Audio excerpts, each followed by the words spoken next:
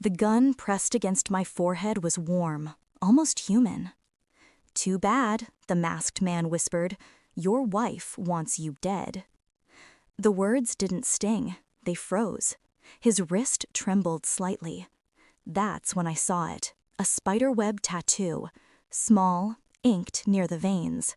I knew it, knew who trained him, who paid him, who pulled his strings. My lips barely moved. "Tell Sergei the ghost of Kiev is here. He can walk away, empty-handed. Or I'll carry him out in a bag." His eyes widened behind the mask. The gun didn't fire. Not yet. And in the silence that followed, my life tilted. Not from the threat of death, but from the realization that the bullet waiting for me didn't come from an enemy. It came from inside my own home. From her.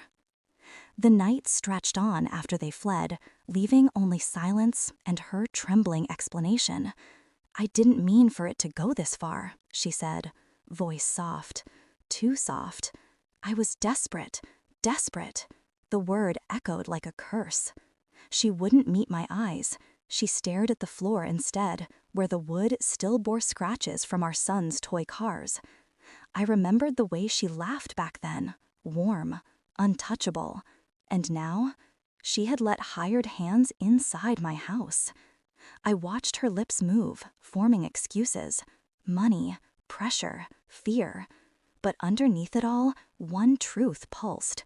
Betrayal doesn't happen overnight. It grows in shadows, watered by silence. I said nothing, only nodded. She mistook it for forgiveness. But inside, something broke. Not loudly, not in flames. Quietly, like a bone snapping under skin. Days passed in calculated stillness. I kissed her forehead in the mornings. I let her think routine was unshaken. But when she slept, I traced the cracks in her story. Bank transfers at odd hours. Calls she silenced when I entered the room. A hotel receipt tucked behind a stack of receipts from groceries. Her patterns betrayed her more than her lips ever could.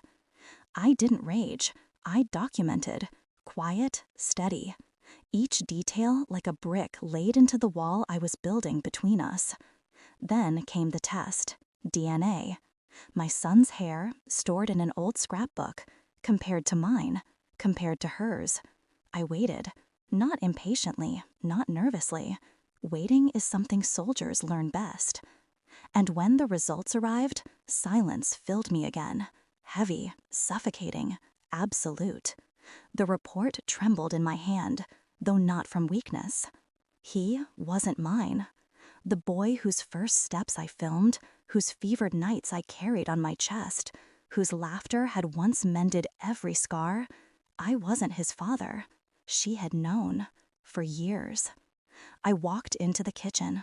She sat there, scrolling her phone, sipping wine, calm, as if life had been merciful to her. I slid the envelope across the table. She opened it, read. Her fingers curled into claws around the paper. Her eyes shot up to mine, wide, wet, desperate. I can explain. I raised one hand. Silence. Her sobs filled the room, messy and frantic.